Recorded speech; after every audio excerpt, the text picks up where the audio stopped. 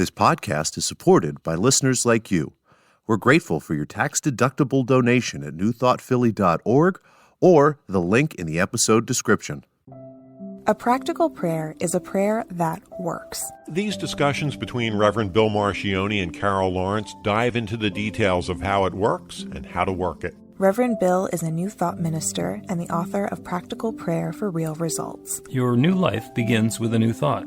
Carol Lawrence is on a spiritual quest, finding the New Thought teaching after decades on the pulpit in 3 different traditional denominations. I've got some questions. Together, they're exploring the philosophy and activities that come together from many of the world's religions to create the practical spirituality that is New Thought.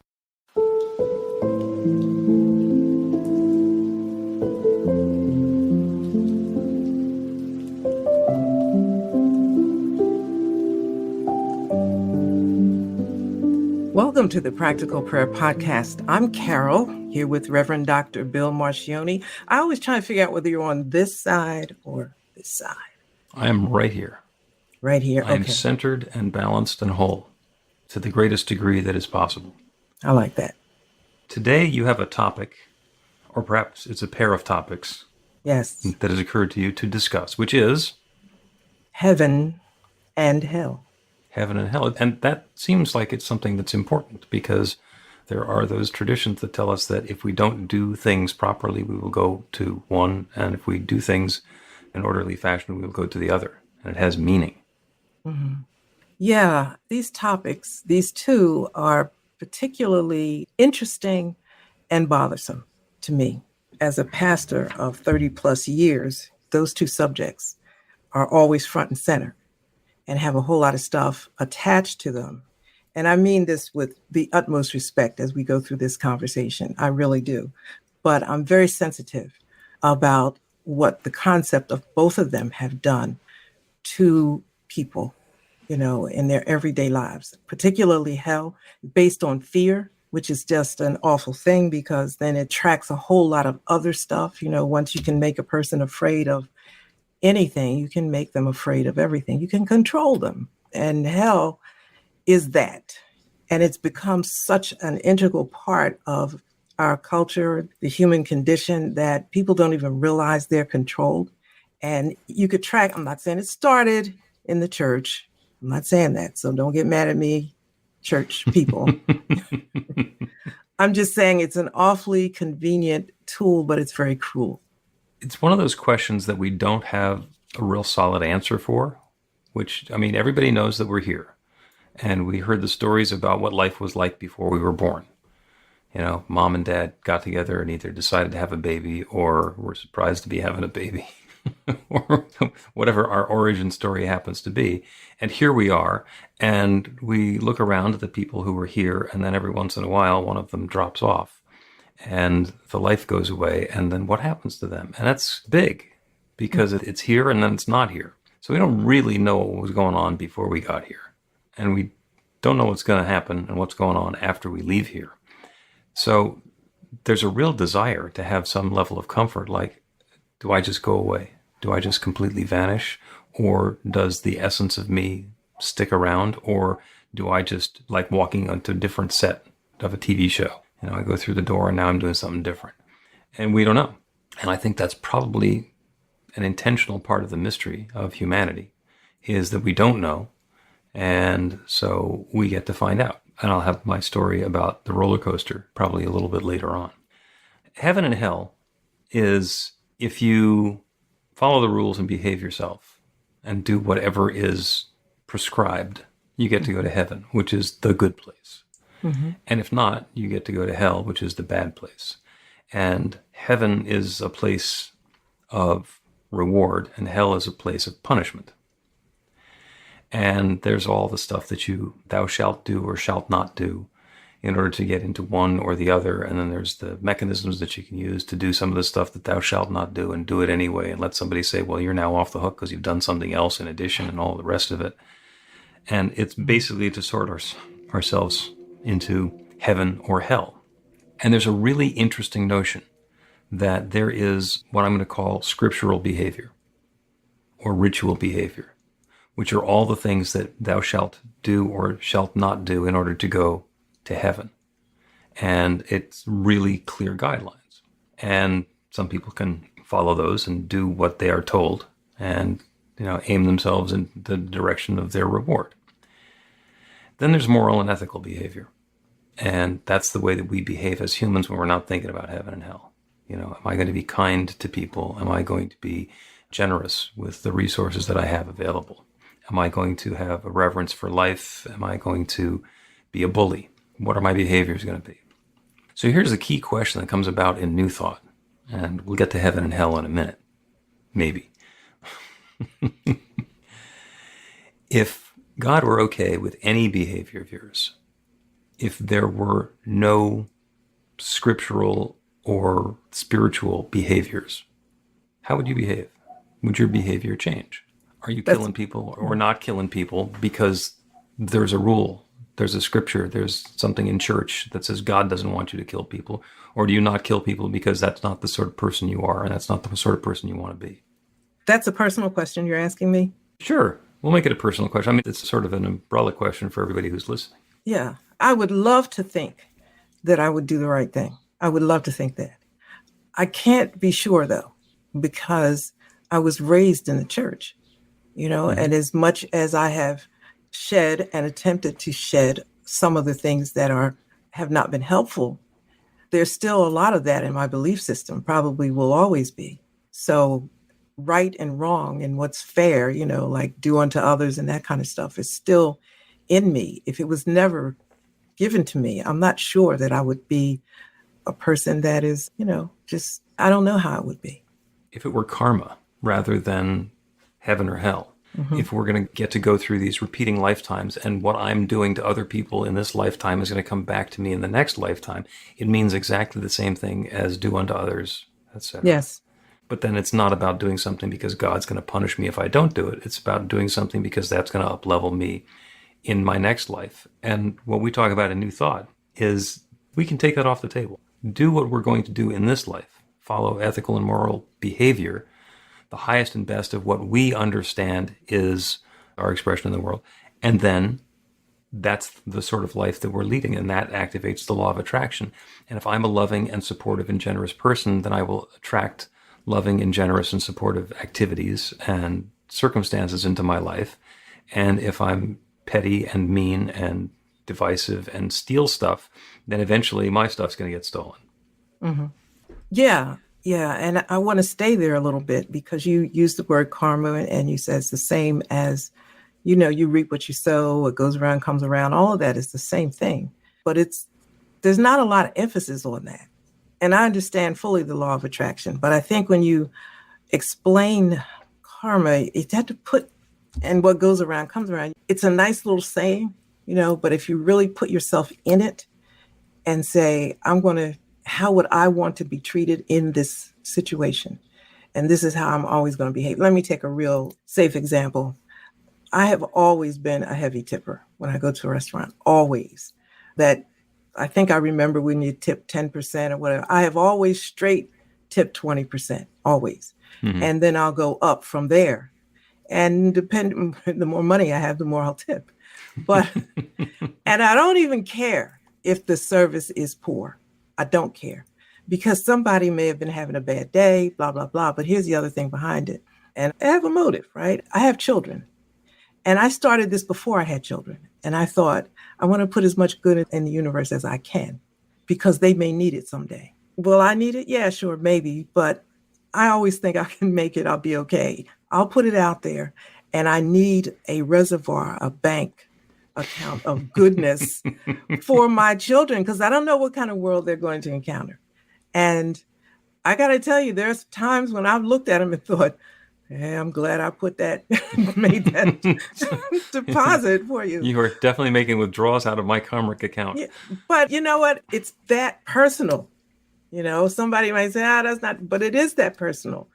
I want good to come to me and everybody that is around me and that I care. And if I can help that happen and make sure I don't do any crap that's going to mess it up. Now, do I do stuff to mess it up? Have I done? Sure. But like I get right on it, and see if I can talk to the universe to straighten this out. I don't know if you can or not, but, I do that because it's that real to me.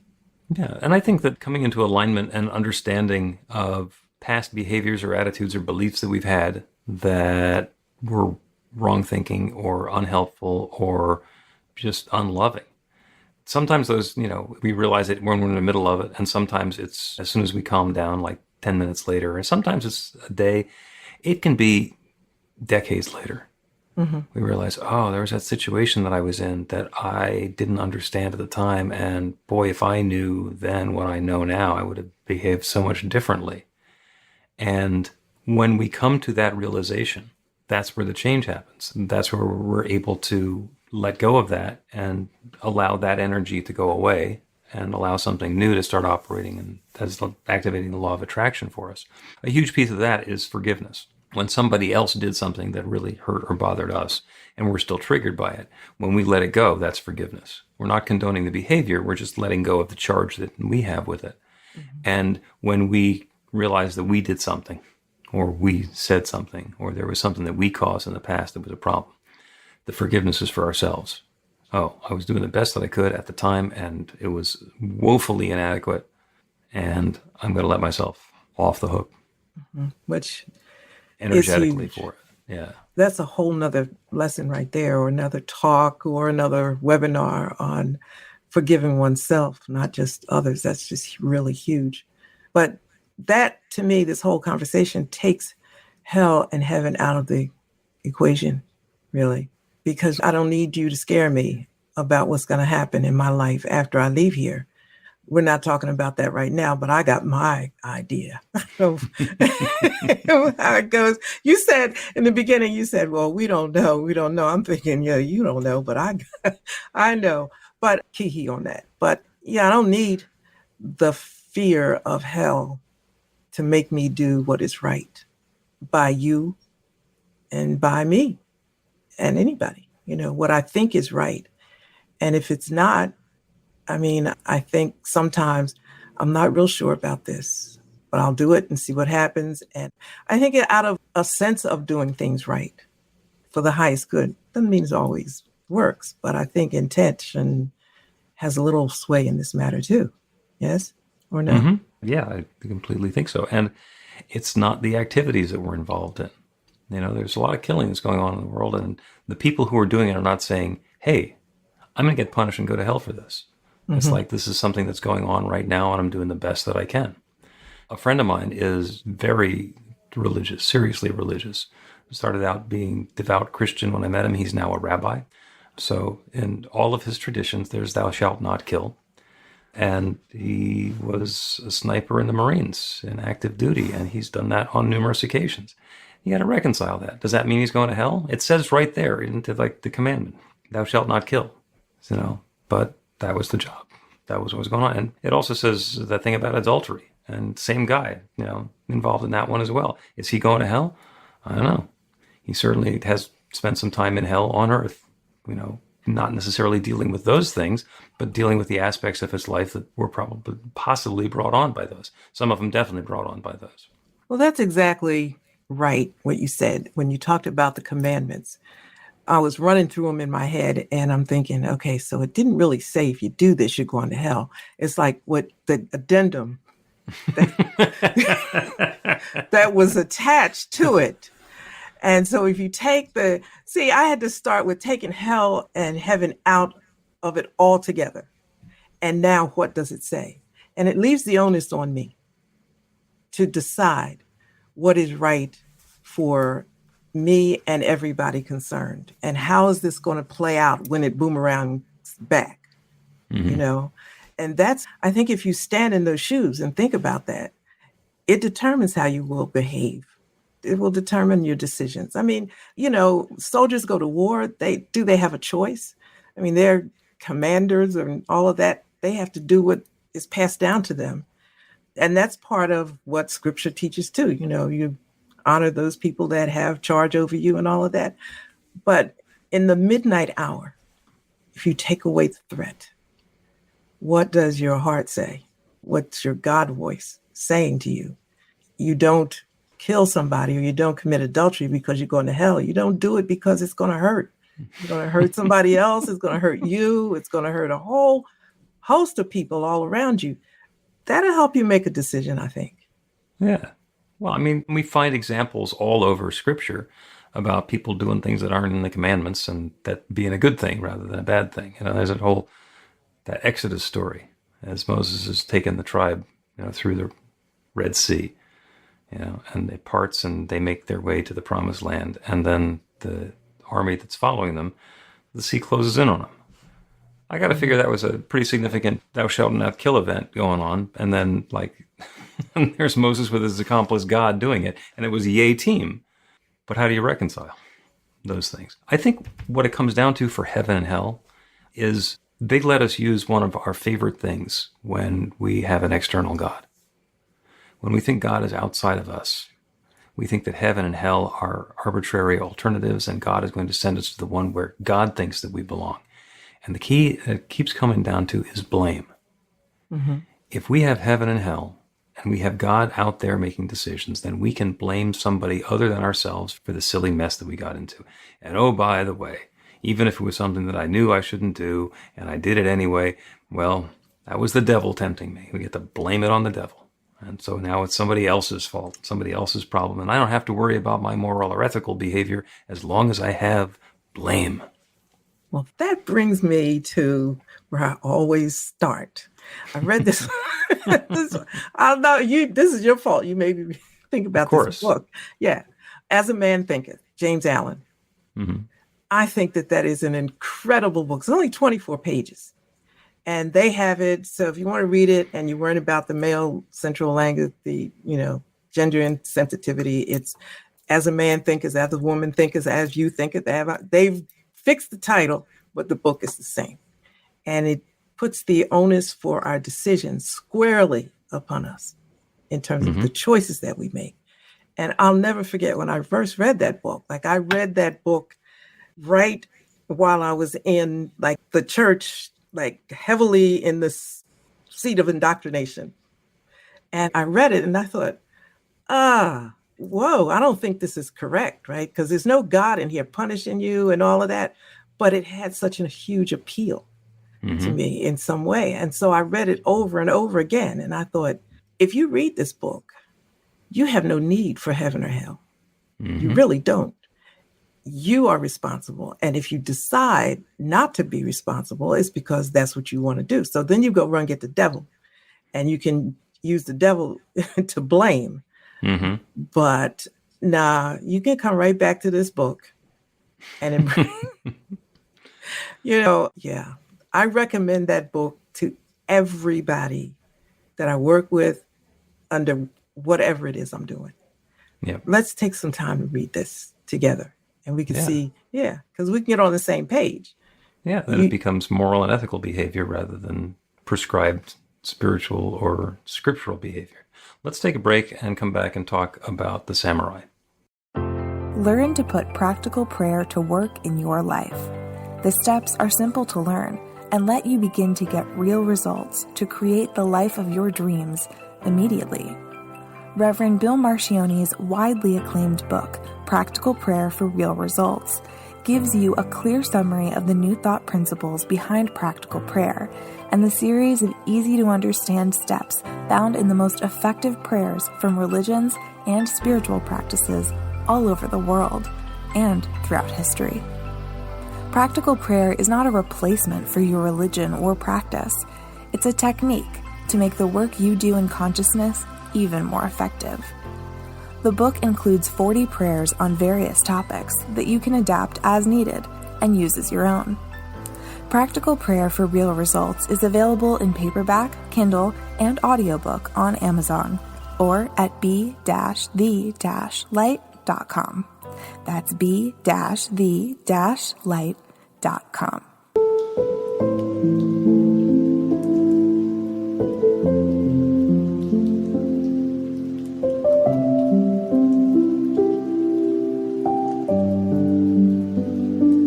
Welcome back to the Practical Prayer Podcast. I'm Carol, here with Reverend Dr. Bill Marcione. We've been talking about heaven and hell. And We're a going to lot. talk about the samurai. And I'm also noticing that your name has been getting shorter and shorter. So when I Well, met you, you were Carol L. Lawrence, and we started doing the podcast, and you were Carol Lawrence, and now you're just Carol. And before long, it's going to be, hi, I'm well, first of all, when you see my name written, it's the L in the middle because there's this movie star named Carol Lawrence, and I can't turn to the right or to the left because, she's got everything on a lock, right? All of the domains and stuff like that. So I had to put the L in there to be able to use my own name. And then when you put my name up here, right, we're going to do this podcast, you put the Lawrence in there. And I did something with you. I won't forget this. And I put Carol, and somebody wanted me to put my last name. And I'm thinking, listen, my name is Carol. This is my brand, Carol. Carol. Okay, Just Carol. so Share. You're our share. You know what? I have a domain name that it's justcarol.net. That's it. Just JUST Carol.net. So now I'm waiting on somebody to say, why do you not have a capital? It's just, Carol. Carol. It's Carol. It's Carol. Yes. All right. We're talking about heaven and hell with Carol, and and I was going to tell you the story about the samurai. So the samurai wants to know about heaven and hell. So he goes and he finds this monk, and the towering big samurai says to the monk, "Tell me about heaven and hell." And the monk looks up at him and says, "I couldn't teach you about heaven and hell if I tried because you stink. You are not nearly smart enough or insightful enough to understand it. Your sword is rusty. You couldn't handle it if I were to try and tell you about heaven and hell." And the samurai gets furious. And he takes out his sword and he holds it over his head and he's about to strike the monk dead. The monk says, "That's hell." And the samurai is overcome with emotion that this monk would give his life to teach this lesson. He is so, so thankful and so grateful that he breaks down in tears of gratitude. And the monk says, "That's heaven." That's huge. And no, It didn't require any outside force to explain it or to justify it or to choose door number 1 or door number 2 or the consolation prize behind door number 3 if there is one. We're a choice. We're always a choice. And the choice is ours. I think I mentioned at the beginning of the podcast, the roller coaster or the amusement park.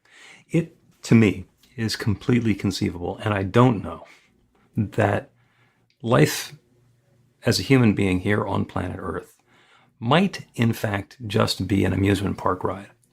And as we're undifferentiated spirits deciding we're going to have a human ride on planet Earth, it's like going to Disney or another amusement park and deciding which ride we want to go on. Do I want to go on the rich white guy ride? Do I want to go on the impoverished person living in sub-Saharan Africa ride? Do I want to have the monastic life ride? Whatever, we choose our ticket and, we get on the roller coaster or we get on the tilt-a-whirl or we get on the little slow choo-choo that just goes very slowly around the perimeter of the park. We get to choose the ride that we're going to be on. And all too often we get in the middle of the roller coaster ride and we decide this is too exciting, this is too scary, I want to be on a different ride. And we spend the entire ride being worried about not being on the right ride. And it is completely possible that once we get to the end of the ride, we get off and we can go on and get on again or get on a different ride. No, I'm going to go eat cotton candy from over there and I'm not going to go on a ride. We attach a huge amount of importance to us because to us it seems like it's a matter of life and death. Because of course to us it is. And that's the picture that we're looking at. That's the framework that we have, is that this is the life that's given to me and what's going on in my life. So that has more to do with, first of all, remember we started out, you said, you don't know how it is afterwards or before. I think we do choose the ride and forget that we did it, right? And so we're going and maybe want to get off this ride and get on the other ride. The jury is still out with her, come back again and do it again. Maybe. But in terms of how we live this life, because I was thinking about, you use the term moral and ethical and how we make our decisions. So if we take the threat of heaven and hell pain and reward away from the whole thing. On what do we base our decisions? You use moral and ethical, which each of those have a set of standards that we agree upon. So it's written down or unwritten somewhere that this is the ethical way that we're going to behave. And the trouble there is that what's moral to one person may not be to another. And what's ethical in this, I mean, we don't like it. We may not like it, but think about it. There are people that I think something is like really important and it's like terribly wrong if you do that. And others would say, hey, not really. And in other countries, a little bit different. Mm-hmm. Well, I mean, that's where the golden rule comes in. Do unto others as you would have them do unto you.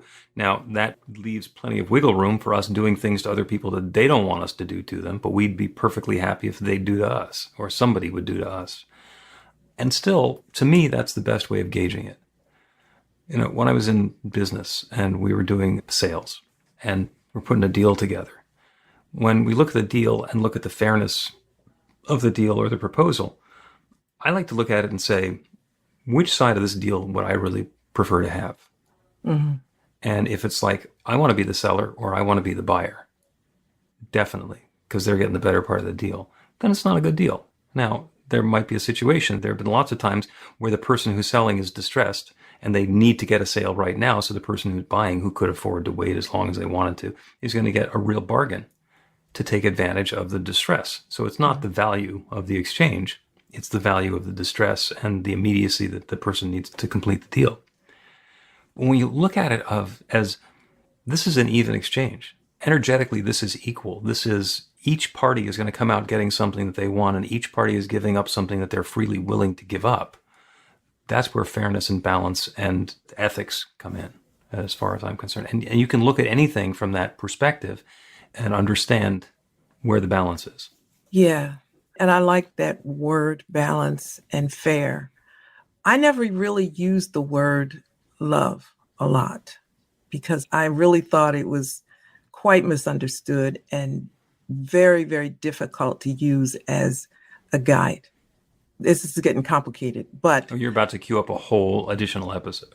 Probably. But I have since realized how very often I use that to determine what I'm going to do in a given situation with another person. It's like, what would love say?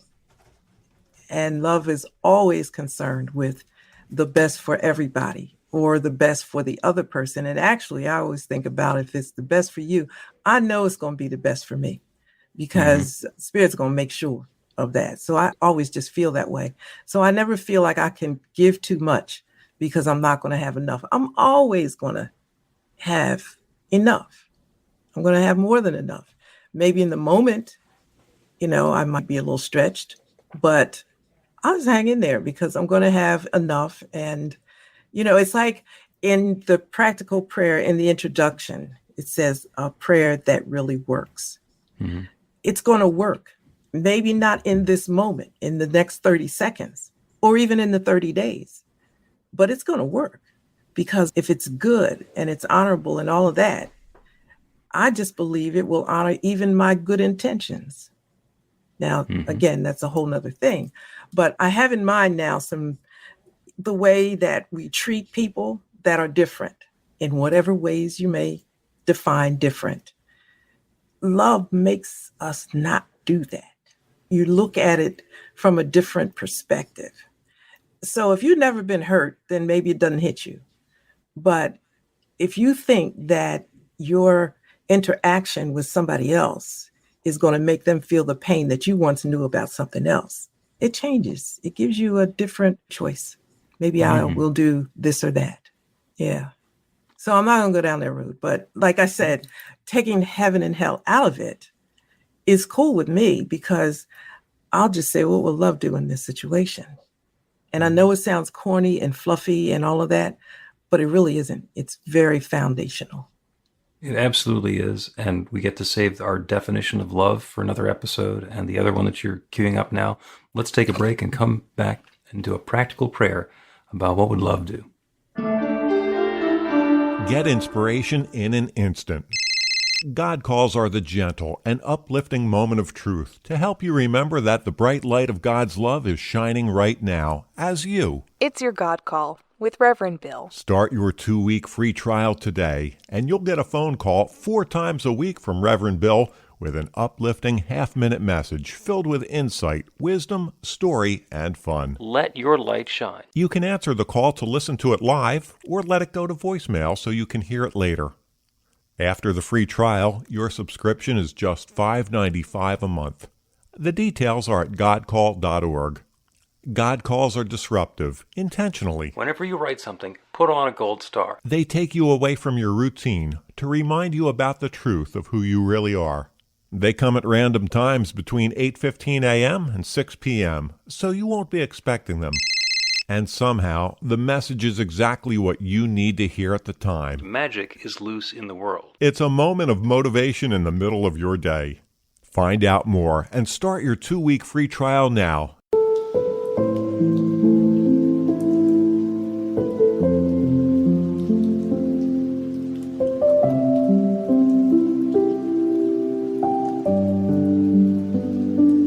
Welcome back to the Practical Prayer Podcast. I'm Carol, here with Reverend Dr. Bill Marcioni, and I'm not at a yet. You have not abbreviated yet. We're going to do a prayer. We're going to do a practical prayer on what would love do. And this is all about opening ourselves up to love and also opening ourselves up to guidance. Because when what we want to do is take that next step and we are willing to do what love would do, then we're letting go of our attachment to doing things the way that we want to and allowing Spirit to guide us in that next perfect step, that next perfect action. So let's turn our attention to that infinite creative power that creates everything, the source of everything that exists everywhere. It's me. It's everyone who's within the sound of my voice. It is everything everywhere. Is that one presence taking its own particular form. That love is at hand in all of creation. Because in the beginning, there was only the one, only that divine intelligence, only that infinite energy, that limitless substance that began sharing itself.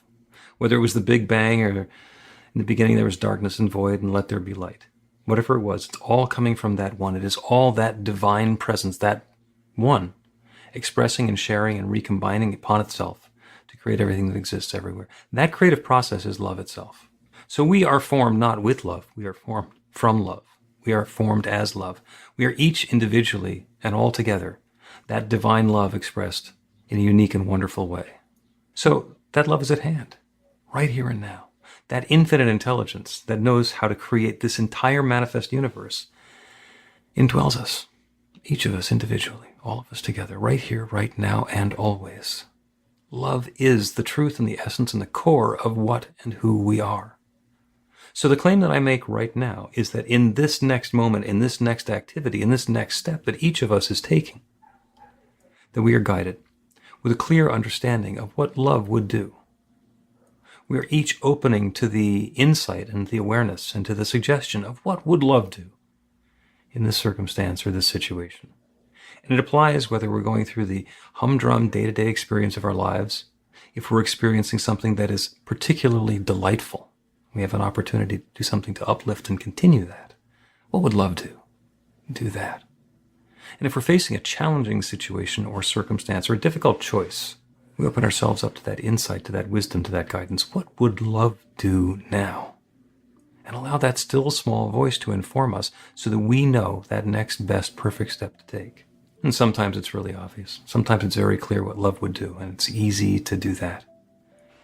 And sometimes it's more challenging. Sometimes it seems like it's going to be a circuitous path. That I want to be going in that direction, but I'm being told to go in this direction. Sometimes it shows up seeming like tough love. The thing that I want to do is going to seem harsh or be met with criticism. And always that infinite intelligence, that divine presence is willing to share itself, to provide that guidance, that still small voice as to what is next and what is best for us. What would love do now? What would love do next as me, as each of us, as each activity? What is my next perfect step now? And as we open ourselves up to that guidance, the next step is revealed and each of us is taking it with calm confidence and comfort taking that next step into love and more love and more love, allowing the good to fill us, to overflow and flow through us and fill up the world around us. What love would do is bring in more love, and that's what's going on now for each of us and for all of us, and I'm so, so grateful for it. I'm grateful for the good that's at hand. I'm grateful for the flow of love that's happening now. And I'm grateful for the awareness of this creative process and the ability to speak this word of intention, of invitation, and release it into that same creative law that has created everything. And to know without any question, without any doubt, without any hesitation, that it is creating this now. And so I let it be. And so it is. Amen.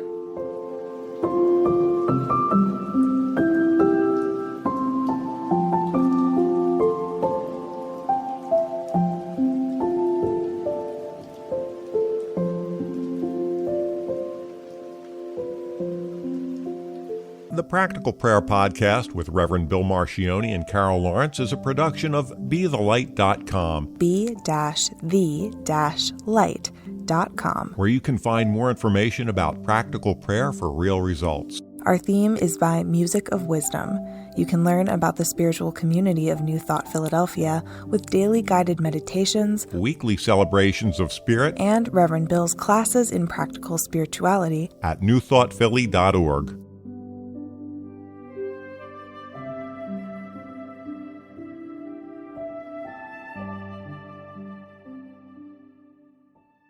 This podcast is supported by listeners like you.